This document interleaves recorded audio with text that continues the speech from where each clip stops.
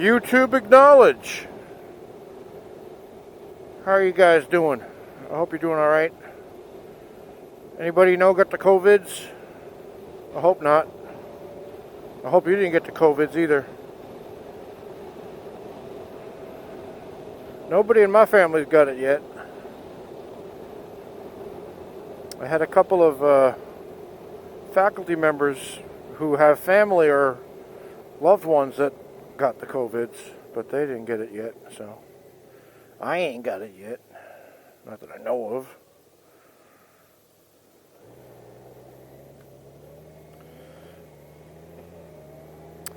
Alright, so I'm recording now with my usual setup, but the interesting part about it for today is this camera right here fell off my motorcycle. As you may have seen already in the video I've already released, 80 miles an hour was on top of that mirror. And at 80 miles an hour and the temperature was 90 degrees, it just went whoop, gone. Right in the middle of the highway. I ran down the road getting it, which is probably not the smartest idea, but I got very lucky. And I don't know if you can see in this camera, but it's all scratched. Kind of reminds me of how the Terminator's face looks after he's been shot at a few times. His metal endoskeleton is showing. So maybe I'll start calling this the Terminator. The T800 camera. So that's the first bit of news. Second bit of news is I bought some new boots. That's right, folks. I bought some new boots. I'll show that to you here. Alright, folks. This is another thing I got. This is the Alpinestars Toucan. See? Hey, Toucan. I don't know if you can read that. I'm going to show you how easy it is, hopefully, to get these on. So what you do is stick your big old fat leg in there. And then you fold in the materials. You bring it out as far as you can on the Velcro over here. That way you can start with the top, work your way down. Easy breezy. Easy breezy. The thing I like about this boot is it's got flexibility here, but not too much, so that you know that if you crash you're going to be safer. It's got extra solid here, TPU. It's got a steel shank in the bottom of the boot there, and the sole, so you can stand on the pegs if you wanted to. It's for, you know, adventure riding. It's got extra TPU thingy here, keep you from ankle damage. And as you know, I am very nervous about ankle damage. And it's very comfortable. I've worn these a few days now. And they're great on the motorcycle, and they're great walking around. So I highly recommend them. What do you think of them new boots, huh? Alpinestars Toucan boots. This guy was going to go. Thank you for not going.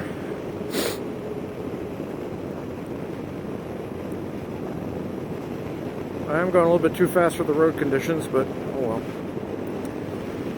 Set up for this corner.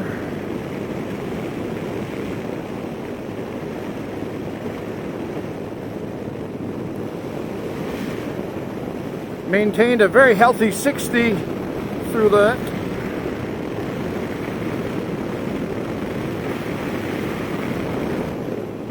There we go. And I think I was at 65 through that one.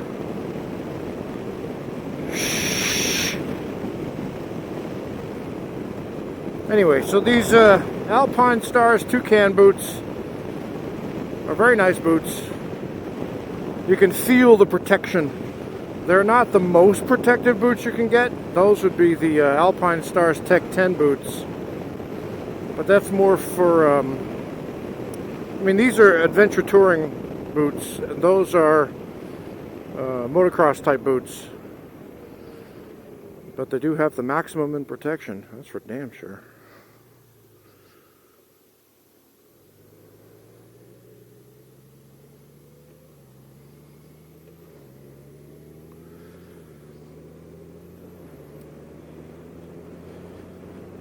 And why is that important to me? Well, I broke my leg in 2010, almost 10 years ago. And I don't want to have that happen again if I can help it, so I figure the maximum protection I can find is what I'm going to use. I did a lot of reviewing, and these are the Apex Predators of the Adventure Touring line. The other reason I didn't get the Tech 10s, and this is a more important reason, because I would have got them, I don't care if they're MX boots. I got them, I didn't get the Tech 10s because they don't have Gore-Tex, they're not waterproof. And on a long tour, you got to have waterproof boots. These have the Gore-Tex, so nothing worse than wet feet. You don't mess with that.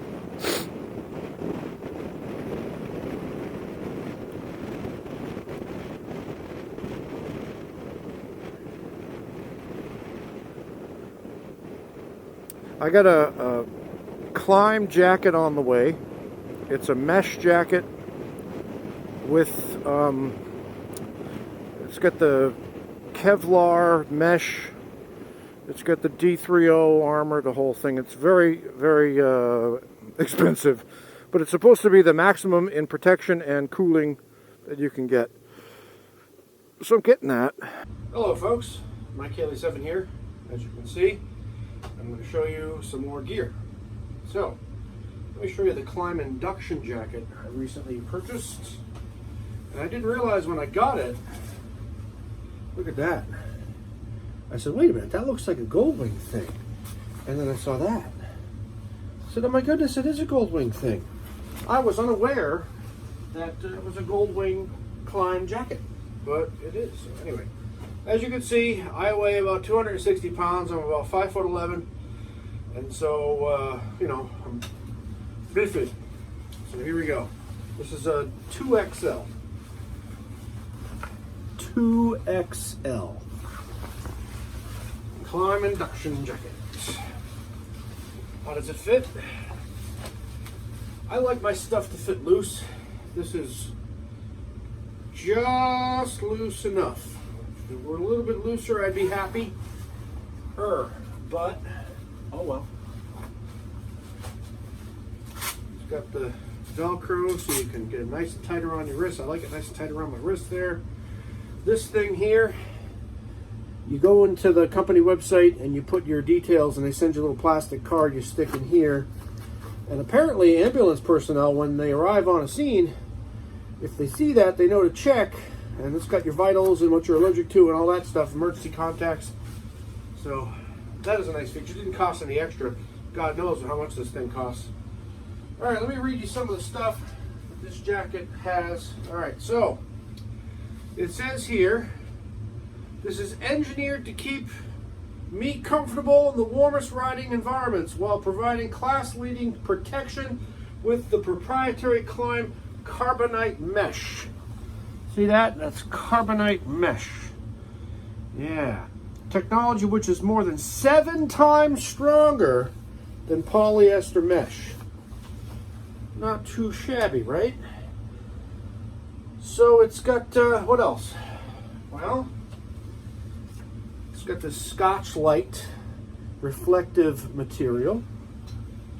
And it's got D30 armor in the elbows, in the shoulders, and in the back. So D30 is pretty darn good for the impact. You know what I mean? So looks pretty good. And you might be wondering, hey Mike, those boots you just showed me, how do they look when you got them on? There you go. There's my boots. See?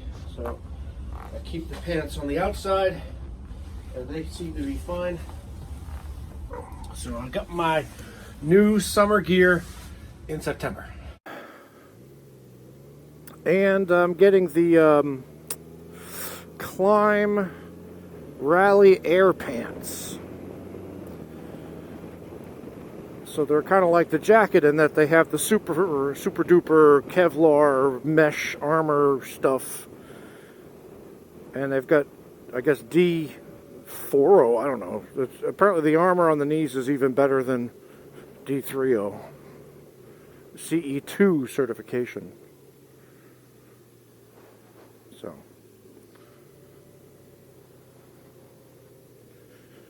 I will of course show all of that to you when it comes. And now it's time for gas.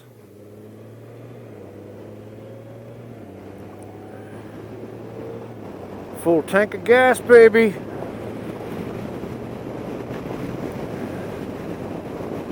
$239 miles, still empty. Or so it says.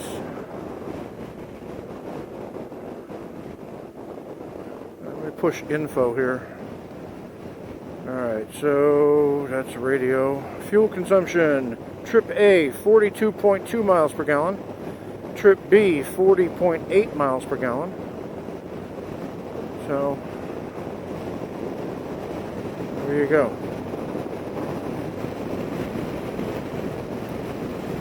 I'm a little bit throttle heavy.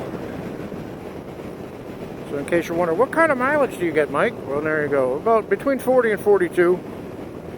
But I'm cranking pretty hard on the throttle quite a bit. So, what kind of mileage you get out of your tires, Mike? Rear tire, 9,000 miles.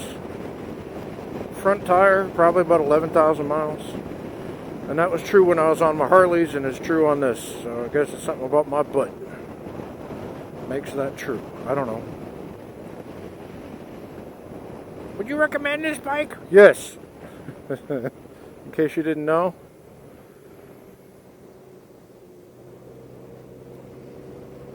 Do you miss the Harleys? No. Do you miss Harley World? No.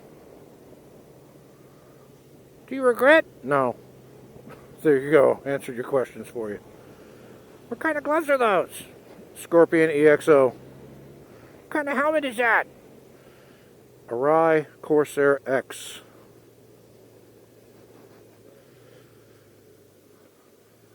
What's your favorite color? Blue. What is the airspeed of a swallow? European or American? All right. See ya.